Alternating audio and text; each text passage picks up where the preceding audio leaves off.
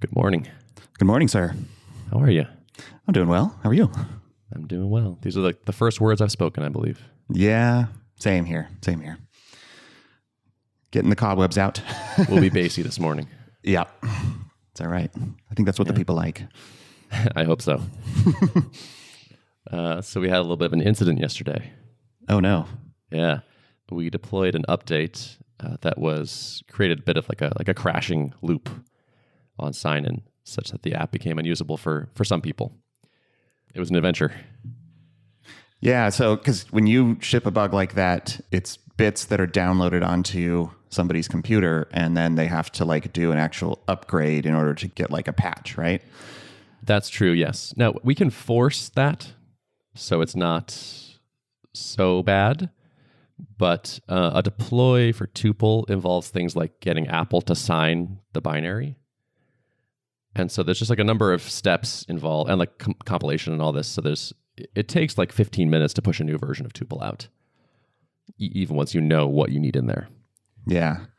Because, I mean, I've definitely shipped stupid bugs before, but then, thankfully can just like 60 seconds later have a new version out there and like, hopefully no one noticed. Yeah. Yeah. So we pushed this out and we realized it was broken for some people at least. Spencer and Mikey started hopping on it and working on fixing the bug. It was surprisingly stressful. We had a lot of support requests come in and tweets coming at us. I was getting emails to directly to me.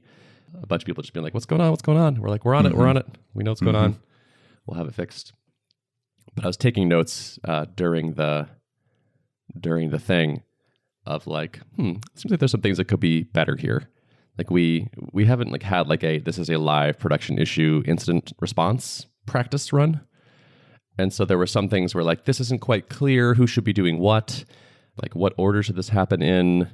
It made me realize we could really use some more documentation around this that we follow. And also just kind of agreed upon norms or standards where it's okay, these people are going to do these things and you should shut up and let them do those things. If someone says they're doing it, then let them go do it and don't what's the cadence for updates from things? How are we going to make the call to roll back versus push a new version? A lot of interesting things came out of this. Yeah, you almost need to run a fire drill or something, right? Like the equivalent of that. Yeah. Well, so we're going to do a post-mortem, which I think will be useful to sort of figure out what was the root issue here. Are there things we should change to prevent that in the future? But then also agreeing on a written doc of here's what's going to happen if this happens again. Yeah. Yeah, that seems like a good idea. And I mean, it's impossible to cover every single eventuality of what could happen, but at least having kind of a base framework seems helpful. I was just thinking about this the other day that it's I haven't actually had a Google API outage in a while. There were a couple times earlier on in SavvyCal's history where suddenly the API was just misbehaving or returning rate limiting responses when it shouldn't have been. I felt helpless, And I was just thinking it would be nice to at least have some kind of consistent way to detect this type of issue early so it doesn't just come through support, and then a standard set of procedures of if the Google API goes down, this is probably what I'll do as a first step. It would be helpful to at least have some of those processes written down and in my head somewhere. Yeah, because in the moment, it's very stressful. And so deciding, making good decisions in that moment is very challenging. Mm-hmm. And all of us were very keyed up, and as the minutes tick by, it's getting worse, and as the support requests are coming in, it's getting worse. And so we're all kind of getting dumber by the minute. Yes. In a way. Yeah. As your animal brain kicks in and it's just do something. We have to do a thing. What are we doing? Mm-hmm. Mm-hmm. Yep. Oh man, I hate that feeling so much. You do feel dumber, which is crazy because that's when you need to be sharpest. Yeah, I mean, I think you literally are. I think your decision-making faculties are impaired. Yeah, because you're just triggering fight or flight, and it's not a smart fight kind of thing. Yeah, yeah. So having a checklist and some pre-established rules and roles and things like that, I think would have gone a long way yesterday. Mm-hmm. But lesson learned. Fortunately, it was it got fixed quite quickly. So I think it was about 30 minutes from start to finish. It didn't affect everyone, I believe. So it was impact was not too huge. And yeah, it was, I think it was kind of a good, in a way, it was a healthy stress test. Yeah, kind of jostle everyone's awareness towards like, yeah, this type of thing could happen. Like mistakes happen. We're humans. So what are we going to do about it? Yeah. Whenever something like I ship a bug like this and I get, a bunch of people kind of reaching out, it's always a reminder like, oh yeah, there are like a lot of people relying on my software. Yeah, for sure. And people notice things very quickly, which means like most of the time things are just humming along and people are like happily getting value out of the software that you're shipping, which is kind of an amazing thing. Yeah, it really is. I mean, the level of calls happening per day on Tuple is kind of crazy. Mm-hmm. I was running some stats and like we have over 50,000 meetings scheduled through SavvyCal. Dang. Just kind of blew my mind. Nice. Yeah. That's awesome. That seems pretty great for where you're at. Yeah, I think so. That's very cool. We're getting close to like 100,000 Tuple sessions a month at this point. Holy cow. Wow. Yeah. And that's just during the week, basically. Like the usage on the weekends is effectively zero. So it's like during the week we are humming along. You should do one of those like, remember MailChimp's annual reports they would put out with like all kinds of stats and like this kind of fancy webpage thing? You should maybe think about doing something like that for just Tuple stats, because I think you have some pretty amazing numbers that people might be pretty delighted to I see. agree. I actually just added a ticket to our linear marketing board to do a blog post on these things, because there's a lot of interesting data that we have, like day of the week for pairing, and how often does the average person pair and for how long and with how many people. And yeah, there's a bunch of stuff we can't answer because like we don't actually have visibility into the session. It's all encrypted, but we can see sort of the metadata of like, okay, this person did a call kind of thing. And so I think there's some interesting stats in there for sure. I wonder if it would make sense for you to like occasionally survey people. Like, did you feel like this was a productive session? And then like if you could use that piece of data as an indicator of like sessions that lasted this long on average tended to be rated the highest. That's a cool idea. Yeah. I like that. Could surface some like best practices. Just exactly. Helping people have better pairing sessions, I think, is a great impulse for sure. Yeah. Yeah. I'm just looking at our data here. So on October 29th, which is a Friday, we had 3,500 calls happen. The next day on the 30th, which is a Saturday, we had 60. Yeah. So people are really having a healthy like boundaries around their weekend, I guess. You could say, yeah, we are a work app. Yeah. which is nice. We see similar patterns with SavvyCal, like number of meetings booked over the weekends is extremely low. And like there are times like during the day at any given time, there's usually like 30, 40 people like actively on the site, usually booking a meeting of some kind. And then there are times on like Sundays where there's literally nobody for a while on the site, which actually makes like doing routine maintenance things really a no-brainer, because it's like nobody's going to be there. So we could like go offline for a few minutes and not affect anybody. Mm-hmm. Yeah, exactly. Yeah, we've used that for maintenance before. It's definitely convenient. Mm-hmm. If you like working on the weekends. Yeah. Yeah. For a couple of minutes. Yeah. So we also, I believe today is the day for the first people receiving the Linux client. Ooh, nice. Yeah. It was supposed to be yesterday, but then we were all like pretty exhausted after the thing. And we're like, let's not do this. Probably a good call. So we have a small handful of people in a Discord channel that we invited them to, and we're going to be distributing the binary pretty soon. Sweet. That's exciting, man. It is. It's been a long time coming, but it's here.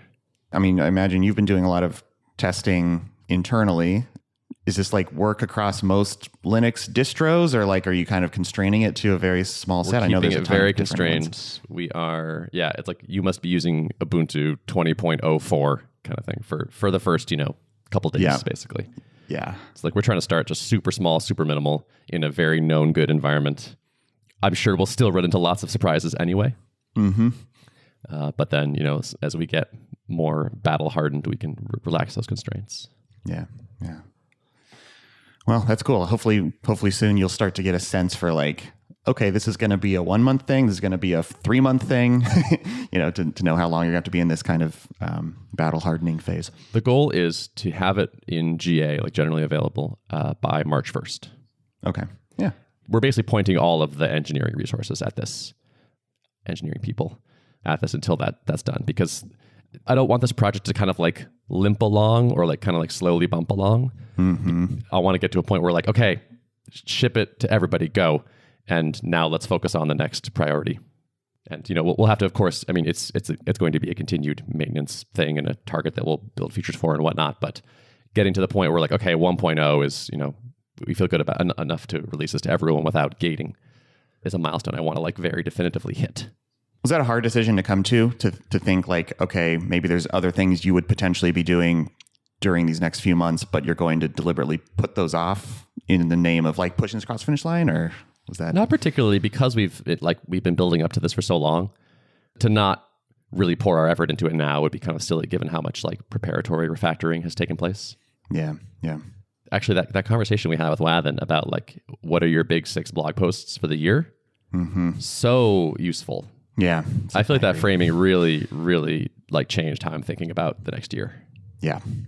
I took a plane trip, did a bunch of brainstorming on it, and like figured out what I'm at least 4 of my the 6 things. And it was like, okay, like Linux going GA needs to be on that list somewhere. Okay, let's make it the first one of the year. Therefore, it happens on March 1st. And then let's get that out of the way because we want to go do the other stuff too. Yeah. That was such a helpful conversation. So helpful. And really that framing of like, you only have so many opportunities to ship something meaningful throughout a year. And so you got to be deliberate about picking what those things are, or else they'll just kind of be chosen for you. and it could very likely end up being suboptimal or not what you would have hoped. So it's like kind of like facing the music that like, no, this time is finite. There's only so much. You can only really get so much done. So be deliberate. And if you don't pick a couple big ones, you will just do the small ones. Yep. Like no one else probably was going to say like, okay, everyone stop what you're doing and do Linux until, we ship it on this date. I feel like I have to like throw this in the announcements channel and, make sure Spencer and Joel are on board with this goal, but then like, we're going to tell the whole company, like, this is the priority. If you're asked to help with this, do this, not the other things. This is where engineering is going to be. This is what we're doing. And like that, even just making that announcement, I felt like really energized. Knowing what's in and what's out and having made a call, it just feels awesome. Mm-hmm. Yeah, because doing the small things feels like it's not really that risky, but in order to like advance the status quo, you have to take some risks, and part of the like risk taking is saying like, we're going to do this initiative that's going to take more time than the tiny little tasks. And those are the tough calls you have to make as a founder. It's like figuring out when to sort of bet a slice of the company on like this initiative that, I don't know, has a possibility of failing, but you feel like you've managed to kind of balance it out. Like it's going to be worth it in the long run to invest time into this thing. Mm-hmm. The little ones are so seductive. In the last year, I think I have not done a great job of being like, these are the big things. I would say I've been like pretty poor at that. And so we have been working on big efforts over time, like getting ready for Linux. Like Linux has sort of been going along for sure during that time period. But I do think it requires somebody like the product owner or whoever owns the roadmap to say like, these are the big projects. We're not going to do small stuff during this period because we got to get this thing done by this date. I've been lousy at doing that. And the roadmap suffered a bit because of it. Like if there's not that clear decision or like, this is the thing, then it's hard to take it on yourself. Just decide like, oh, I'm going to tackle this massive thing. It's like, you probably would go do something smaller, easier, less risky, that sort of thing. Mm-hmm. Talking to Wathen really like just opened my eyes. It was like, yeah, someone has to make these calls. I'm the one that should do it. And as soon as I started doing it and thinking further ahead and writing this list down, I feel like, oh yeah, this is going to be super helpful. Mm-hmm. Yeah, I will often go on like a long walk and kind of do some vision casting of like, this is where I could take the product. We could invest heavily into this area. And I think it could be really, really cool. And then it's like back to the lower level tasks and like just working on roadmap stuff. And there's like, I've had sort of a disconnect between those two mindsets where like, I love to think about what the future could look like and drop hints about it. But then like, but are you actually making concrete steps towards implementing that, or are you picking off the small, easy things? And yeah, like you said, they're seductive. Totally. I remember reading this thing about product management where someone was saying, if you think of your possible things you might build as like a 2x2 matrix, like there are things that are hard to do but don't provide a lot of value. Obviously, you don't do those. There are things that are easy to do that provide a lot of value. Obviously, you do those first. But now what do you do with the remaining boxes? Right. And the person recommended, typically you're going to get the most value by doing the things that are hard to do, but deliver a lot of value. And I feel like those are the things that we have shied away from a little bit, or just like, I just haven't put the, stake in the ground to say like, let's go get this. And that's what I want 2022 to be, is tackling those hard things that we've been putting off for too long. And it feels like the right time for me. It's like we have the team is larger and stronger and more knowledgeable than it's ever been. It's possible we'll likely make some additions to that as well. Like to me, one of my goals is to marry this list of big 6 things to a hiring plan. So it's like, okay, who do we need to feel great about our chances of achieving these 6 things? We've paid down technical debt and taken on this Linux project, and we spent 2021 doing some things that we needed to do and got ourselves in a good place, and hiring. And it feels like, okay, we are ready to like do more ambitious things. And I want next year to be a year where we ship like major things. I want people being like, wow, like you hot on the heels of this other thing that we requested that you haven't done for a long time is another one and another one. Yep. I like that. I mean, it's letting the company be oriented around the goals you want to accomplish through product. And I think it's safe to say we're both kind of in the mindset of like, we want the product to be the main thing that drives growth for the company. So it's like, how can you set your priorities there and then let everything else follow from that? Then that affects who you might hire and where you might invest revenue back into the company and all those things. Yeah. And the things on this list, I think are big enough that if we can hit them, then I think the financial goals will take care of themselves, more or less. The downstream effect of them will be large enough that we're going to feel good. Mm-hmm. I started thinking about, okay, I was debating after Adam's episode. I was like, okay, I need to pull in some of these practices, even though I don't have a full engineering team yet. It's just me. I think it still would be helpful to kind of take some of these elements. And I was originally like kind of skeptical about 6 weeks, but I think I'm warming up to the idea more now, because it really does feel like the right amount of time to give like a larger project time to breathe and make sure you can like hit all the areas of scope that you want to, and then also like make the planning cadence not too frequent. So I think I've tended towards being like, set my priorities for the week and then kind of think about the month. Those were sort of the two lengths of time that I would think through. But I think that's actually too frequent. And what I end up doing is kind of not actually deliberately planning that often. So then I'll plan for a little bit and work on the things that I planned, and then just devolve into picking off easier tasks, which is kind of not a good place to be in. So, but then like quarterly feels a little bit too long. Like I don't know how to set all my priorities for the quarter. So that's where like 6 weeks kind of feels good. And I think for me, the most valuable thing is picking the ambitious, like needle moving, blog post worthy project to work on during that time. And then everything else, I have quite a few of the relatively high impact but low effort tasks. And so I can keep, in earnest chipping away at those things, but making sure that I don't let those take over the big initiative. I think that's going to be the thing I'm hoping to get out of Shape Up, at least for now, as I continue to inch towards, growing the team. Yep. Yeah, totally. I feel like we have to continually be making large improvements in the product. To just iterate is, I think, a recipe for a bit of stagnation. Sometimes people will tell us, like, we have a survey question, which is like, what's one thing we could like add or change that would be the most valuable to you? And sometimes people just say like, nothing. It's great as it is. It's like some people are satisfied with the product as it is, fine. But there's just a number of large things that I know that a lot of people would value and that a lot of people ask for, or expansions like into new platforms that just like make our addressable market so much larger. I think I felt like some of it honestly is just like my own psychology of like fear around these things, where it's like this project sounds big and scary, and so it's like I've sort of shied away from it. But I'm feeling kind of the opposite now. Yeah, it does have to do with mindset a lot, I think, because I mean, we talk about wanting to build the kinds of companies that are not stressful. You know, we want them to be calm and a thing we enjoy doing.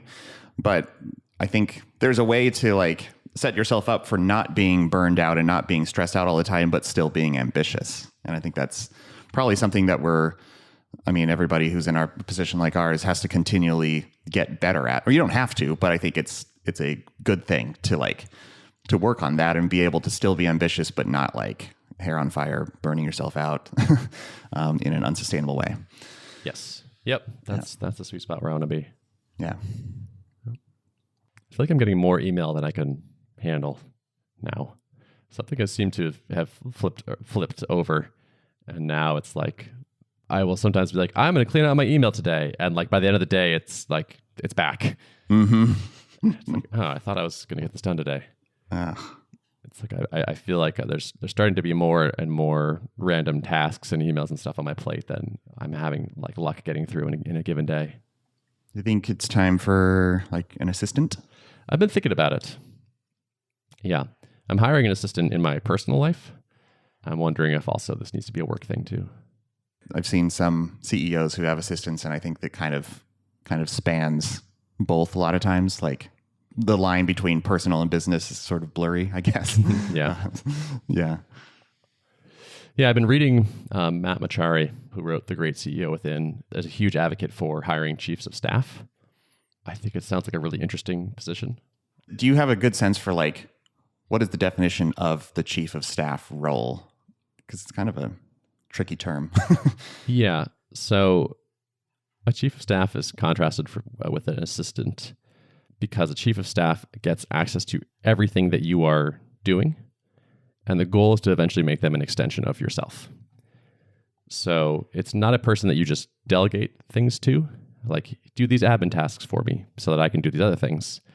It's more like sit in every one of my meetings, have access to my email, to my calendar, to everything that I see, and watch the decisions I'm making and sort of train yourself as a extension of my decision making so that eventually you are handling your own projects, making your own calls, but the calls are very good guesses as to what I would have done in that place.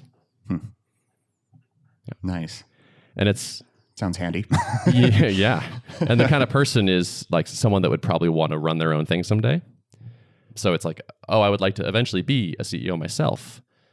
And so this access and visibility is super valuable, which makes the doing the less glamorous work worth it. Like that trade is worth it. Yeah. Yeah. It's not someone that expects to be helping a CEO forever. It's more like someone that like is kind of looking for incredible CEO training. I mean, similar to the position I was in when I joined up with Rob and started working with him and then eventually co-founded Drip with him.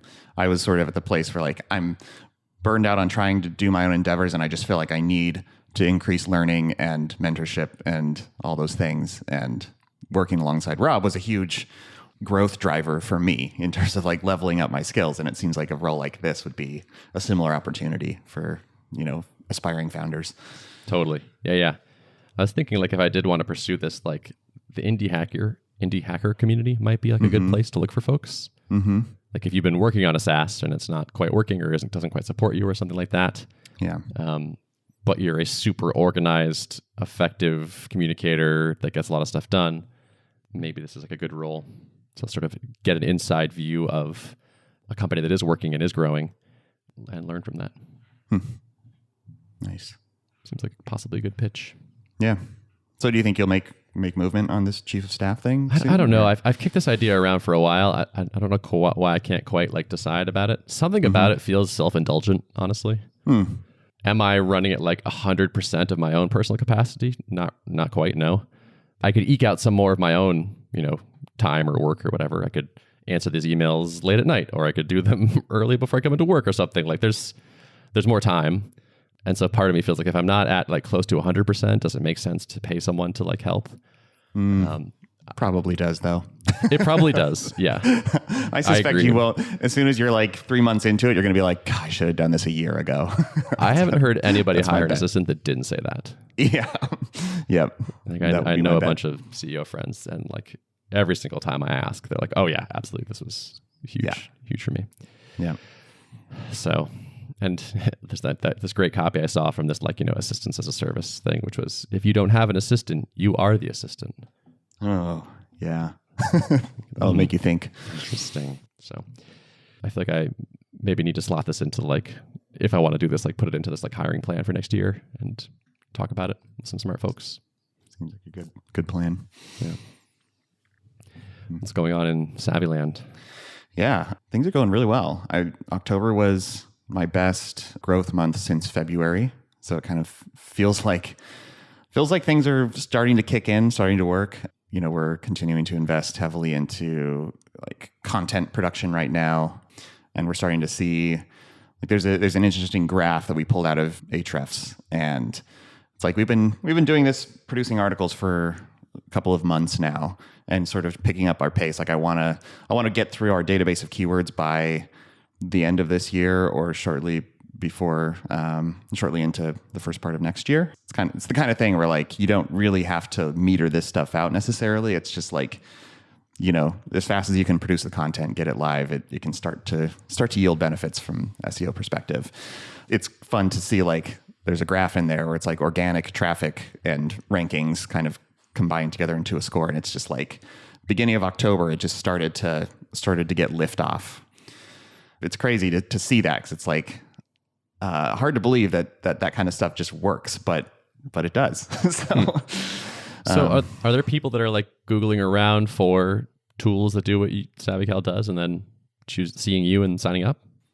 Definitely that kind of thing is happening, and we're starting to like some of our more direct, like Calendly alternative page, I think is now on the first page of Google if people search that term.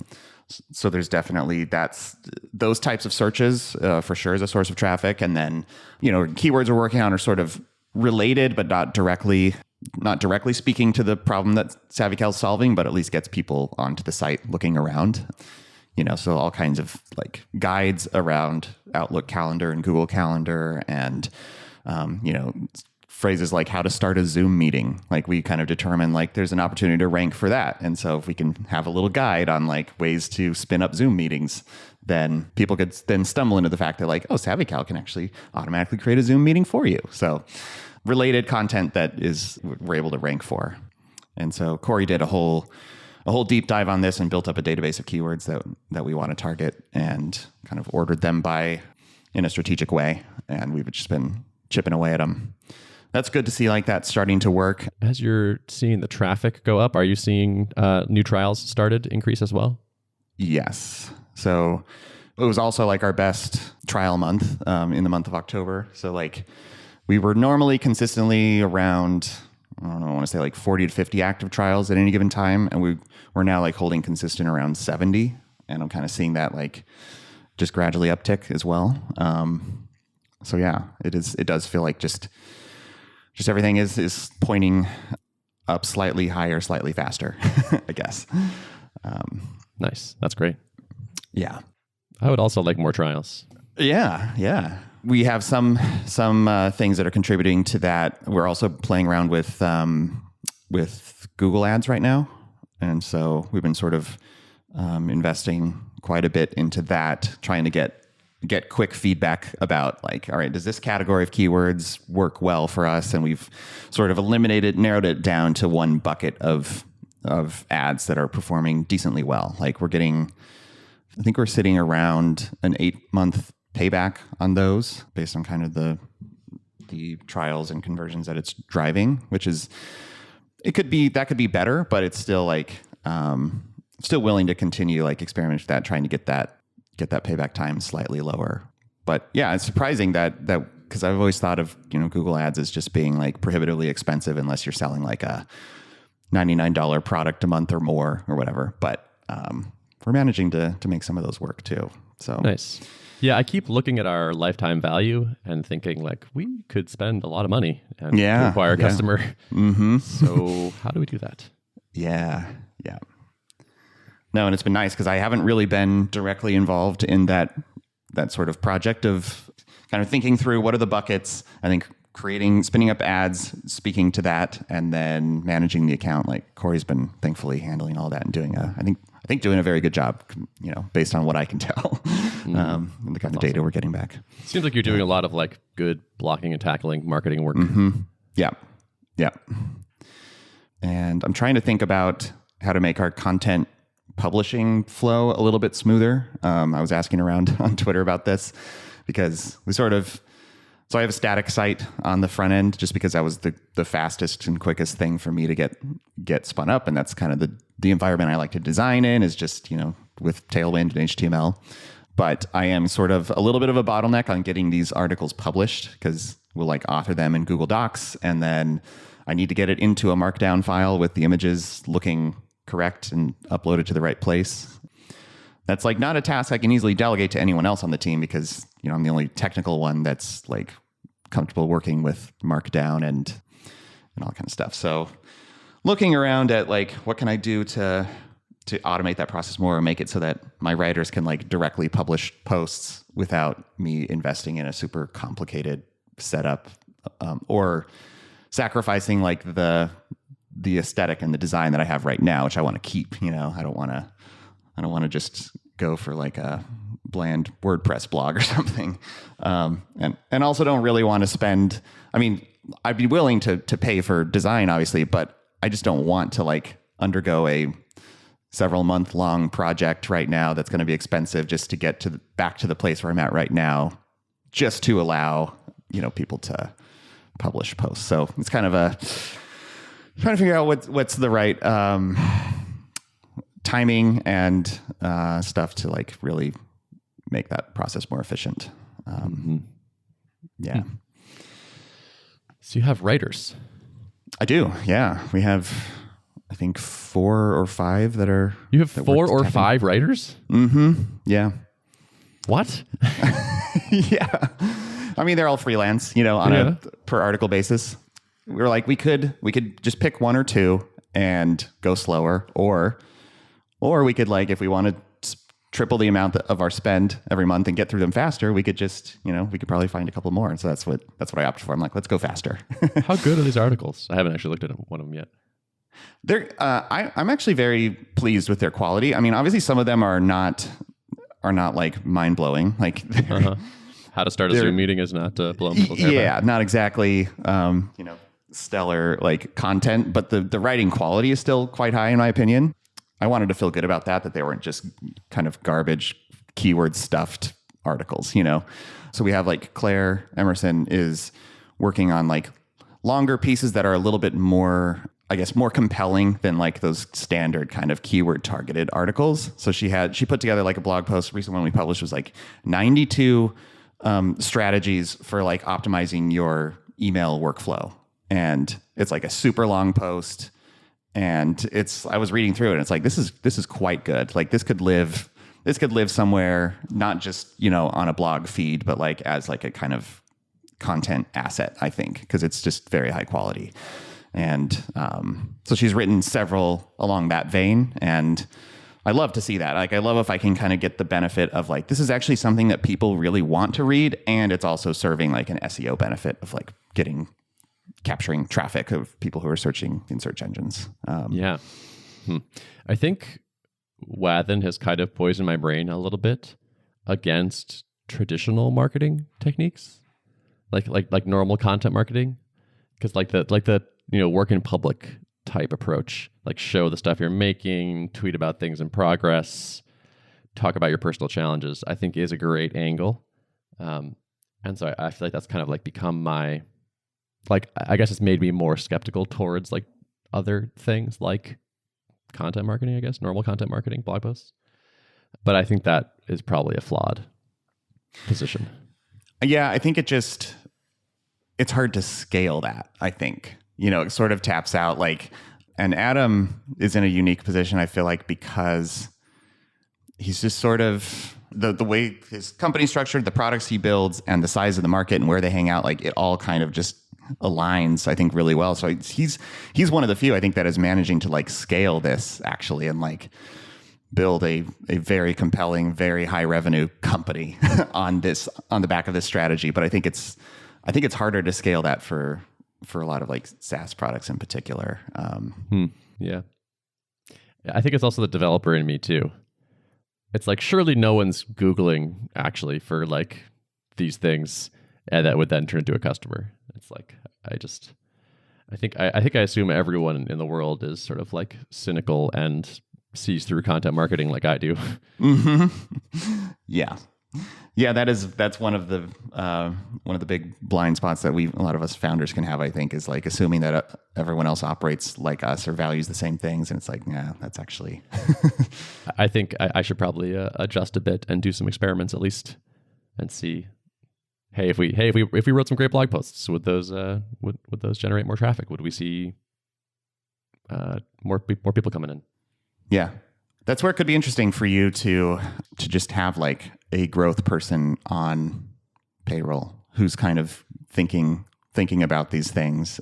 I haven't thought too much about what tuples could look like, but I mean, there's the kind of the traction book and the standard like playbooks you could run, and could be interesting to have someone like dedicating brain cycles to thinking about what do we hypothesize could be really valuable growth channels, and then how can we devise some projects around that, spend 6 months investing into this thing and then see what it yields, and do we want to keep doing that? It seems like that could be a really interesting thing. And what the nice thing is that's a very very tied to revenue type of position, so you could as opposed to other roles, right? Yeah, it does sound interesting. Speaking of content marketing, I DM'd a designer the other day because I just trying to find somebody, and he, was happy with his current gig, not really looking around, not in a place to make a change. But as he was kind of like saying no, he said, "Oh, by the way, I saw the article that Derrick Reimer did about your UI redesign, and I have it saved in my bookmarks." And that was how so like, I've actually heard of you guys, and that was a great article. Something clicked in my head, and I was like, someone also tweeted something about this recently that was sort of a similar take on it, and like these two things kind of like combined in my head, and it was like, I have been doing hiring purely like it is an outbound sales effort. Like, I've been reaching out to people and like more or less cold DMing people and being like, "Hey, are you interested?" And there's this whole other approach of content marketing for humans, where we're making interesting content that will get the right kind of people to know about us. Like, part of the reason we struggle to hire non-developers is because I don't have a big audience of those folks. But if we know we're going to hire a handful of designers over the next 3 or 4 years, let's say, putting out a great blog post or video or tweet storm or whatever about things that designers would find interesting is a excellent investment. And that just had never clicked for me until a couple days ago. I think that's why we see so many companies like spinning up an engineering blog. Like, I originally didn't know, like, why are they doing this exactly? Do people just want an outlet to write about stuff? But I think that really is what it is. It's let's talk about how we problem solve and the interesting things we're working on, and that will be enticing. I find myself reading those from time to time, and it gets to the point where like, ooh, well, anytime, like, for a while it was like the segment.com team. Anytime they write like a deep dive on some technical thing, like, I want to read that because they're really smart and they think through things really well. And I can imagine if I was like in the market for an engineering job, I would be like, well, shoot, if I could work for Segment, I mean, that's amazing because they write these posts that are super compelling and that sounds like interesting work. Yep. Yeah. Totally. Yeah. I'm so glad I like that. I saw someone phrase it that way, like explain that and what actually was, and then like experienced it firsthand. And like, I feel like now it's like steered in my head, which is like, yes, marketing is a thing for people as well, for candidates, for future team members. And just that mindset shift, I think, is going to be really useful. Like if I make a hiring plan for next year and there are some positions on it that I think we're going to have a trouble reaching, we can start now trying to make stuff that'll be interesting to that kind of candidate.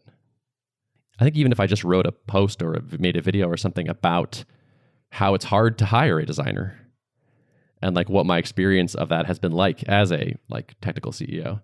I think that alone would be interesting and like might attract us to, could get shared in some design Slacks or whatever. It's like, it's all becoming clear now. Mm-hmm. Yeah, but it is interesting. Yeah, you normally only think of that for getting customers, but exactly, it's like kind of works for the hiring pipeline too. Totally. And I mean, realistically, at this point, to me, the right team member is more valuable than 20 more customers. More valuable than probably 100 more customers. Right, because the leverage exactly. Of having that. Yeah. That's where my leverage is now, for sure, is building an awesome team. And the team, as a team, we will figure out how to get more customers. So yeah, it's almost like content marketing can be for our customers second. Yep. That's good. That's powerful. Yeah. Speaking of team, I'm having a couple conversations in the next week or two that I can't really say too much about that I'm very excited about. So we'll see. We'll see if the SavvyCal engineering team finally ends up growing a bit in the near term. Yeah. So possibly more hackers on the team. Mm-hmm. Okay. Yep. Cool. That sounds exciting. Yeah, I'm pretty stoked, and it does feel kind of like I'd said earlier in the year, like once I kind of get through summer, fall, keep going on the shipping spree, I kind of feel like there'll kind of be a natural point in the year where it feels like, yeah, this might be the right time. And I'm sort of feeling that in my gut that it could be the right time. And I've obviously been doing a lot of modeling of financial scenarios because developers aren't cheap. So so working out like what are the, how does the resources of the business look to support this? And I'm feeling pretty comfortable with that. It's been fun plugging in our Google Ads has a monthly spend attached to it, and our writers have a monthly spend attached to it. So plugging all those variables in and then adding in a developer salary and seeing what happens has been a very helpful exercise. Sounds like you're doing some Summit modeling. I'm doing some Summit modeling. Yep. Cool. Yeah. And so it's like feels good on that front. Feels like probably the right time. Like as I'm thinking about what do we want to accomplish next year, doing some of my shaping up practices. Like I'm just envisioning how it could be so high leverage to have another person involved in this. So yeah, for sure. Yeah. Cool.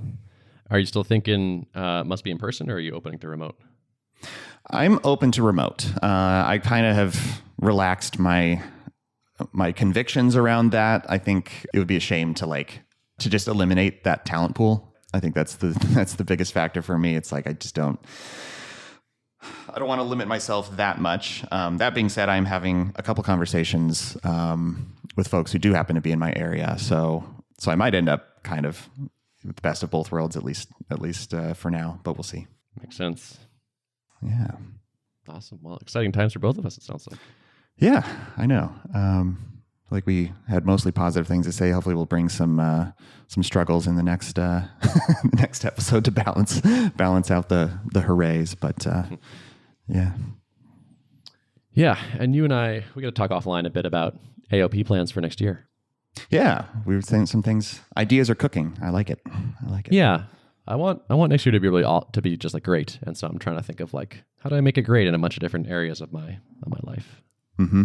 And so, yeah, AOP has been sort of at a stable listenership for a long time. I think we get more or less the same number of downloads per episode, and that's fine. But it could be more awesome if it were bigger. Yeah. I'm interested in like making sure that we're keeping our format fresh. I think this format's been around a while now. Like there's a bunch of podcasts like ours, and I think it's still one of my favorite types of podcasts. So I'm still very much a fan of the format, but also like recognize that there's a potential that we're stagnating or something, or like there's some things we could be doing better, producing better content. So yeah, I wouldn't mind input from the outside if folks have thoughts on that. Mm-hmm, for sure. Yeah. What would you like to hear? Yeah. Mm-hmm. Or tweaks or like vague complaints or crazy ideas. Yep. We are open. Cool. All right. Shall we wrap? Yeah, let's wrap it. Notes of the show. Notes of the show can be found at artofproductpodcast.com. Thanks for listening. See ya.